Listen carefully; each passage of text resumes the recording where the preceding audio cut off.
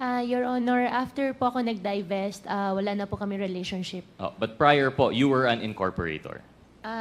Prior po, Baofu landowner. Okay, landowner po talaga. So, Baofu, may link po tayo kay Ms. Guo. Kay Ms. Ong naman, admittedly, incorporator ng LS99 through Mr. Duan Renwu. So, we see, ito na po yung sinasabi ng matrix na parallel operation. We have here two owners of yung supposedly, yung land-owning corporation, which will eventually lend to the POGO, of which they are still actually a part of. Yung si Mr. Duan Renwu, if I remember, is ninong po ni Ms. Ong. Is that correct, Ms. Ong? Yes po, Mr. Chair. And admittedly, si Mr. Duan Renwu, kilala rin po ni Ms. Guo. Is that correct, Ms. Guo? Your Honor, nakilala ko po siya through Cassie Lee. Through Cassie, allegedly. You met Cassie through the boyfriend na hindi niya nga mabanggit kung anong school or anong birthday. But admittedly, you know si Mr. Duan Renwu, who you were seen together abroad when you escaped the Philippines. Is that correct, Mr. Chair? Mr. Chair, na-met ko po siya nung sinama po ni Cassie sa amin. Oh, pero kasama po ninyo abroad. Indonesia po ba yan or Malaysia? Hindi po kasama. Na-met ko lang po siya dahil sinama po ni Cassie. Dahil doon. And Mr. Duan Renwu and Mr. Jiang Chen naman, paano mo po kilala, Ms. Guo? Siya po yung nag-arrange ng hotel nyo, di ba? Your Honor, hindi ko po kilala si Jiang Jie. Hindi nyo po kilala. Pero in-arrange lang po yung hotel nyo. Hindi po siya nag-arrange ng hotel namin. Hindi ko po siya kilala. Hindi niyo po kilala. Okay, we'll come back to that.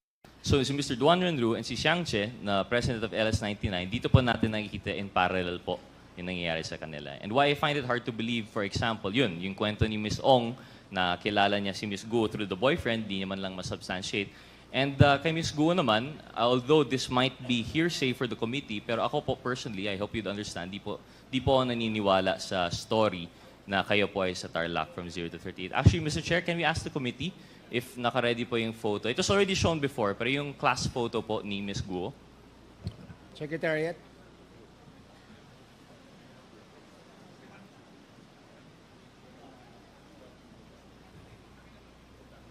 Ms. Guo, while waiting for that po, you say you were born in 1986. Tama po ba?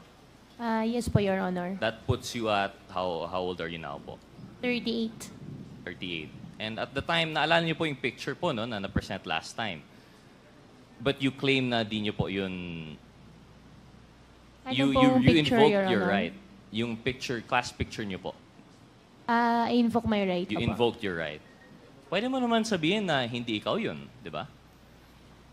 Your Honor, I hope you understand, sa sobrang dami na pong kaso na nasampahan po ngayon sa court, kaya anything po na isasagot ko po dito sa inyo might use against me po. Opo. Well, I think that's why I have a tendency not to believe you po. Kasi kung talagang hindi ikaw yan, I think you would have said that's not you. But instead, you invoked your right to self-incrimination. And why do I not believe that? I can identify two of the people behind you. MagkaBATCH po tayo, Ms. Guo. I know what year this was taken. And they have a description of you. Nung pumasok ka po sa Grace, napaka-thick po ng accent ninyo, Mandarin lang ang kaya niyong salita. But you were very friendly and you were very makulit. And that's why they had a hard time to forget you, even though hanggang grade 3 ka lang daw po doon. Now I know, like I said, that's hearsay as far as the committee is concerned kasi hindi naman nandito yung may personal knowledge doon. But when I was talking to that person with personal knowledge, na-convinced naman po ako and they've identified you. In fact, if you were 38 and this picture was 2001, you would have been 13, 14 po ba? Eh, kasing age mo naman yung mga 19, these people were born 91, 92. Ka-size mo naman po, I don't think you're that much older than them. And that's why I really don't buy that story that you were born in 1986. And I don't buy the story that this is not you. In fact, they called you Ping. Ping po yung nickname nyo dito.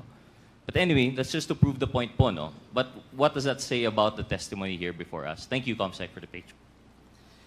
We have a Latin maxim po, no? Falsis in uno, falsus in omnibus. When you're false in one thing, it's false in everything. So this puts into light every statement that you have made. Of course, aside from the statements made regarding the right against self-incrimination. But if we're talking po about everything she said, that she was in Tarlac for 30 years, that all of her life, or the fact po that she was not the person in the Bamban resolution, this is going to be your testimony versus documentary evidence. Yung Bamban resolution number 185 series of 2020 citing you as the applicant for Hongsheng Gaming, ano po yung sagot mo doon? You said you have no recollection at all kung paano na nasama yung pangalan po ninyo. Tama po ba yan, Mr. Chair? Mr. Chair, all related Hongsheng, Baofu, I invoke my right against self-incrimination po. Okay. And just proves it even more.